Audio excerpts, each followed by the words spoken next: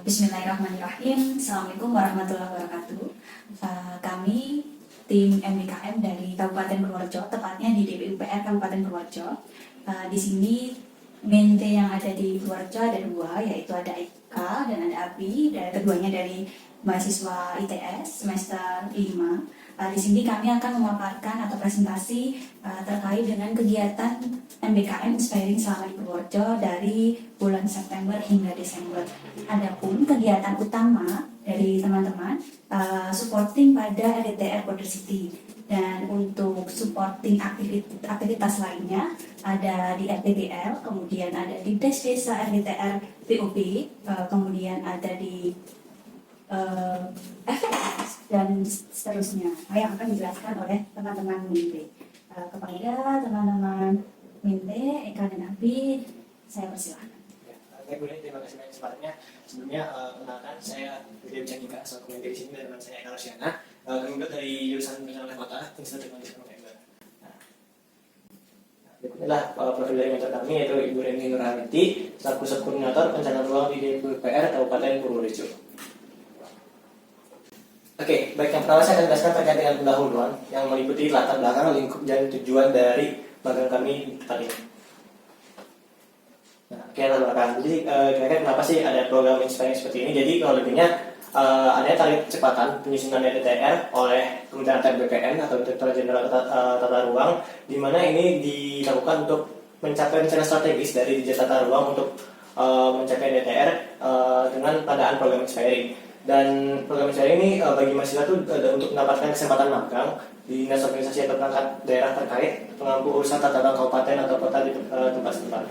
Dan untuk lingkupnya itu kami adalah penyusunan rencana tata ruang RDTR, di mana meliputi penyusunan laporan fakta dan analisa, kemudian juga penyusunan buku rencana, dan sebagai supportingnya seperti yang dijelaskan tadi itu adalah penyusunan rencana tata bangunan dan lingkungan atau RTBL.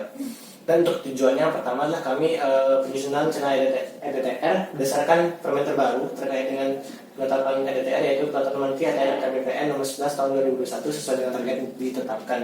Dan yang kedua adalah mencapai target pembelajaran dalam peningkatan kompetensi serta soft skill berkaitan dengan penyusunan RDTR.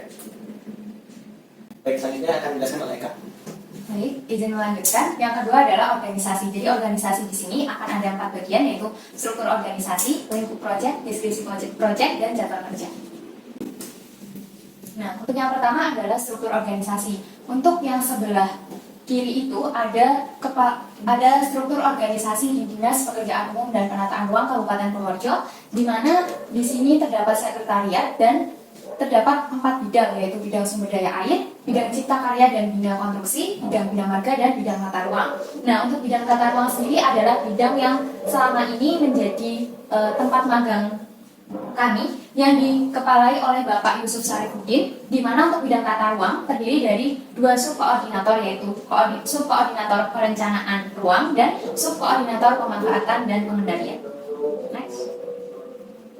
Nah, yang selanjutnya ada lingkup dan deskripsi proyek, di mana kami tergabung sebagai tim penyusun rencana detail tata ruang, utamanya untuk RDTR Border City. Lalu yang kedua, luaran proyek yang dihasilkan yaitu muatan laporan fakta dan analisa serta buku rencana. Kemudian kami juga tergabung dalam main activities, yaitu analisis karakteristik peruntukan zona, penyusunan materi ITBX, survei dan pemetaan zona RTH berupa maka, lalu rapat koordinasi sektoral dan konsultasi publik 1. Nah, yang selanjutnya kami juga tergabung dalam supporting activities, yaitu sosialisasi dan musyawarah terkait penyusunan konsep RDTR BOP berupa desa, lalu konsultasi publik 1 dan 2 dalam penyusunan RTPL kawasan pusat kota Purworejo. Dilanjutkan dengan pelatihan survei dan pemetaan, lalu ada pelatihan penyusunan peta RDTR serta forum penataan ruang atau FPR. Dan yang terakhir, bahwa pelaksanaan tugas dikerjakan secara bersama melalui brainstorming dengan bimbingan serta arahan dari mentor. Nah, lalu yang selanjutnya itu ada jadwal kerja, di mana untuk realisasi yang ada di tempat magang kami setelah sesuai rencana, di mana untuk realisasi di bulan September kami menyusun laporan fakta dan analisa terkait analisis karakteristik penentukan zona di RDTR Border City. Kemudian untuk bulan Oktober kami melanjutkan analisis karakteristik penentukan zona RDTR Border City, lalu membantu pelaksanaan rapat koordinasi sektoral serta survei makam berupa RTH makam. Nah, lalu untuk bulan November sendiri, kami membantu pelaksanaan rapat koordinasi sektoral, dilanjutkan penyusunan materi ITBX, konsultasi publik 1 FTDL, pelatihan survei, pemetaan, dan penyusunan peta. Lalu untuk bulan Desember, kami melaksanakan rapat koordinasi sektoral, pembelajaran penyusunan indikasi program, konsultasi publik 2 RTBL, serta sosialisasi dan musyawarah konsep penyusunan RDTR BUP, serta forum penataan ruang dan studi banding. Oke, baik, saya akan lanjutkan terkait pembahasannya, yaitu di sini kami ada 3 kegiatan seperti yang dijelaskan sebelumnya. Pertama adalah bootcamp, kemudian ada main activities, dan terakhir supporting activities. Nah, untuk bootcamp sendiri merupakan kegiatan latihan dari kegiatan daerah sebelum kita melaksanakan magang di tempat masing-masing. Di mana bootcamp ini dilaksanakan pada 21 sampai 3 September 2022, itu selama 2 minggu secara daring, dengan kegiatan meliputi kelengkapan administrasi, pembukaan acara dan pretest, pelatihan DTR serta proses dan evaluasi kegiatan pelatihan bootcamp ini. Nah, ada materinya, antara lain utama BRC dan selama MTSL, ketua pengantar DTR, kemudian pengenalan muatan dan prosedur DTR, ada juga peta DTR dan basis data. Tadi kita mempelajari terkait dengan kapasitas sektor pertanahan, sedikit gambar terkait dengan modul-modul pemilihan serta sertifikat dari pelaksanaan pelatihan oleh kami sendiri. Nah, berikut untuk dokumentasinya, kurang lebih seperti ini, karena dasar daring, berikut jelas seperti ini. Nah, itu adalah main activities. Nah, untuk main activities ini selama kegiatan magang, kita ini adalah berpartisipasi dalam penyusunan rencana detail tata ruang kawasan kota perbatasan sekitar Jakarta International Airport atau EDTR Border City. Dengan rincian kegiatan adalah yang pertama, analisis karakteristik kebutuhan zona, kemudian penyusunan materi ITBX, survei dan pemetaan zona ETH yang berupa makam, kemudian rapat koordinasi sektoral dan juga konsultasi publik 1.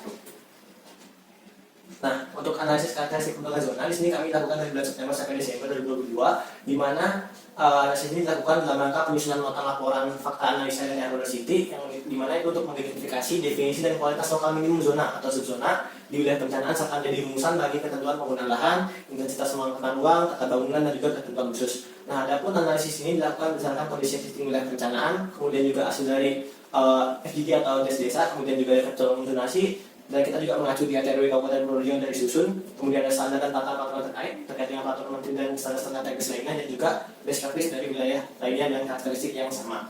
Nah, untuk analisis ini dilakukan pada zona budaya, itu meliputi zona perikanan, pertambangan, dan lain sebagainya seperti yang sudah tertampil pada layar.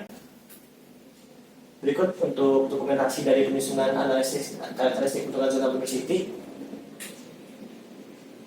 Nah, kita adalah penyusunan materi ITBX ini kita lakukan kurang lebih 2 kali, 12 dan 18, 3 kali, 12 dan 18 Oktober serta 2 November tahun 2022, di mana penyusunan materi ITBX ini dilakukan untuk mempertimbangkan berbagai macam kegiatan existing dan potensial terjadi dalam wilayah perencanaan EDTR Border City berkenaan dengan diizinkan atau tindaknya kegiatan tersebut. Nah, dari kegiatan ini kita mempertimbangkannya berdasarkan KPLI atau klasifikasi pelaku usaha dari Kementerian Investasi, yaitu yang tersedia di OSS atau One Single Submission, sistem perizinan usaha, di mana untuk perizinan di ITBX ini ada 3 jenis, 4 jenis yaitu diizinkan atau I, terbatas T, bersyarat B, dan juga dilarang. Nah, untuk penyusunan ITBX dilakukan pada 4 zona, yaitu zona ekosistem mangrove, zona transportasi, zona badan air, dan juga zona ruang terbuka hijau. Berikut untuk dokumentasi penyusunannya. Nah, kemudian ada survei dan pemetaan zona ETH berupa makam, itu tanggal 27 dan 31 Oktober 2022, di mana kegiatan ini dilakukan untuk melakukan survei lapangan pemetaan berkaitan dengan zona ETH yang berupa titik-titik makam yang belum terpetakan, di mana survei dilakukan menggunakan bantuan software SW Maps untuk mendapatkan titik koordinat makam yang selanjutnya jadi acuan dalam digitasi peta pola ruang ETH. Selanjutnya untuk beberapa titik makam itu juga kita dapatkan dengan data dari PTSL dan juga konfirmasi sertifikat pasti makam yang dimiliki oleh perangkat desa setempat. Untuk survei dan pemetaan zona ETH makam ini kita lakukan di 2 kecamatan. Yang pertama Kecamatan Bagelen, itu ada 2 desa, Desa Bagelen dan Desa Bapangsari. Desa Bagelen ini sudah terpetakan 9 dari 16 makam, dan untuk Bapangsari itu 8 dari 15 makam. Untuk Kecamatan Purwodadi kita ada 3 desa, yang pertama Desa Kotal itu sudah semuanya, begitu juga Desa Kepala sama Purworejo sudah semua makam sudah terpetakan. Berikut untuk dokumentasinya, kurang lebih seperti ini. Kemudian yang keempat adalah rapat koordinasi sektoral, ini kita lakukan di tanggal 5 Oktober 2022, di mana rapat sektoral ini dilakukan untuk upaya dalam konfirmasi dan klarifikasi mengenai hasil sosialisasi dan musyawarah penyusunan konsep EDTR Border City atau desa, di mana kita lakukan koordinasi sektoral dengan OPD terkait di Kabupaten Purworejo. Nah, untuk konfirmasi yang dilakukan ini berkaitan dengan kondisi existing serta peluang perkembangan pada peruntukan lahan yang aset bangunan itu dimiliki oleh OPD sektoral, sedangkan aset tanah itu dimiliki oleh desa. Dalam arti lain kita melakukan rapat ini untuk mengklarifikasi dan mengkonfirmasi terkait rencana pengembangan ke depan itu seperti apa di peruntukan lahan tersebut. Nah, untuk rapat koordinasi sektoral kita lakukan dengan OPD terkait antara lain Badan Internasional untuk Kabupaten Purworejo, kemudian juga Dinas Pendidikan Kebudayaan, BPKAD, Dinas Kesehatan, Dinas Perhubungan, dan juga Dinas Lingkungan Hidup. Nah, untuk hasil assignment konfirmasi itu kurang lebih ada sentra kesalikan, ada juga sekolah dasar, puskesmas, dan lain sebagainya seperti yang kita ketahui. Ya. Berikut untuk dokumentasi dari pelaksanaan rapat koordinasi sektoral. Nah, yang terakhir dari banyak aktivitas adalah konsultasi publik pertama RDTR University ini dilakukan pada 10 November 2022, di mana konsultasi publik ini merupakan satu kegiatan penjaringan isu dan pembangunan secara berkelanjutan kepada masyarakat, OPD terkait, dan juga akademisi serta beberapa stakeholder terkait, di mana untuk konsultasi publik pertama RDTR University ini didasarkan dengan tema konsep penataan ruang yang mendasarkan bagaimana konsep penataan secara keruangan pada wilayah perencanaan University. Untuk kegiatan itu kurang lebih kita melakukan diskusi kepada masyarakat serta ada sesi materi dari akademisi terkait pentingnya penataan ruang. Untuk kegiatan yang dapat dilakukan konsultasi publik pertama ini antara lain yang pertama penyebaran undangan keperangkat daerah, kemudian juga survei lokasi konsultasi publik, dokumentasi kegiatan, penyusunan banner, dan juga pelaksanaan konsultasi publik itu sendiri. Berikut untuk dokumentasi dari konsultasi publiknya. Nah, selanjutnya akan dijelaskan lagi oleh Eka. Ya, selanjutnya yaitu supporting activities, di mana untuk di sini kita juga mensupport untuk aktivitas di luar penyusunan RDTR University. Nah, itu ada apa aja? Yang pertama ada sosialisasi dan musyawarah terkait penyusunan konsep RDTR BUP berupa desa. Yang kedua ada konsultasi publik RTBL kawasan pusat kota Purworejo. Lalu ada pelatihan survei dan pemetaan. Selanjutnya pelatihan penyusunan peta RDTR, dan yang terakhir forum penataan ruang. Nah, untuk yang pertama yaitu sosialisasi dan musyawarah penyusunan konsep RDTR BOP, di mana ini dilaksanakan pada tanggal 5, 6, dan 7 Desember 2022. Nah, untuk kegiatan ini dilakukan untuk menggali informasi sekaligus aspirasi mengenai kondisi existing dan rencana pembangunan dari masing-masing desa yang ada di wilayah perencanaan RDTR BOP. Nah, informasi yang didapat dari kegiatan fokus discussing group meliputi kondisi infrastruktur desa, termasuk rencana pengembangannya. Lalu ada kondisi dan pengembangan pariwisata serta UMKM, hingga karakteristik wilayah perencanaan. Selanjutnya, kegiatan FGD sebagaimana yang dilakukan itu, kita juga memaparkan tujuan penataan ruang RDTR BOP serta diskusi atau musyawarah dengan perwakilan setiap desa. Nah, untuk fokus group discussion ini dilakukan di Kecamatan Bener yang terdiri dari 6 desa. Ada Desa Mendono, Desa Jati, Tatapan Kidul, Pekajangan, Tatapan Lor, Bendowo, dan Kalitapas. Nah, ini adalah gambaran sewaktu dilakukan adanya sosialisasi dan musyawarah terkait konsep penyusunan RDTR itu.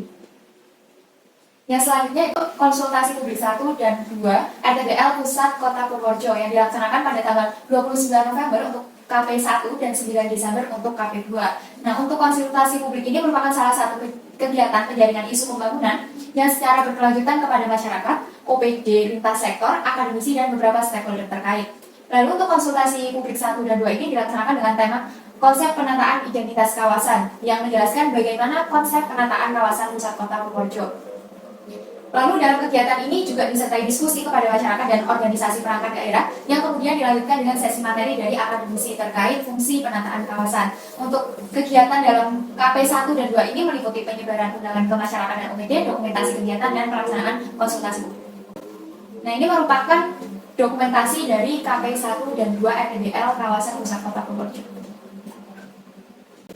Yang selanjutnya itu ada pelatihan survei dan pemetaan, di mana ini dilaksanakan pada 23 November. Untuk pelatihan survei dan pemetaan ini dilakukan sebagai rangkaian dalam peningkatan kompetensi penyusunan RDTR. Nah, kegiatan pelatihan ini dilakukan melalui pembelajaran penggunaan GPS geodetik, termasuk cara perakitan dan pengoperasiannya. Lalu pelatihan yang dilakukan juga berkaitan dengan konsep survei dan pemetaan menggunakan GPS geodetik. Nah, untuk yang selanjutnya itu ada pelatihan penyusunan peta yang dilaksanakan pada 24 November. Untuk kegiatan ini berkaitan dengan bagaimana standar perpetaan dan basis data RDTR yang dari Badan Informasi Geografis, di mana pelatihan ini berfokus pada tahapan dalam penyusunan peta, termasuk sumber data serta teknik yang digunakan dalam penyusunan peta RDTR. Untuk yang terakhir yaitu ada forum penataan ruang atau FPR yang dilaksanakan pada 1 Desember, di mana ini membahas perizinan pemanfaatan ruang. Nah, untuk FPR dilakukan dengan diskusi bersama organisasi perangkat daerah, yang dimana OPD lintas sektor serta akademisi dalam penentuan perizinan tambang berdasarkan pertimbangan teknis maupun non-teknis. Nah, ini merupakan dokumentasi dari aktivitas-aktivitas tadi.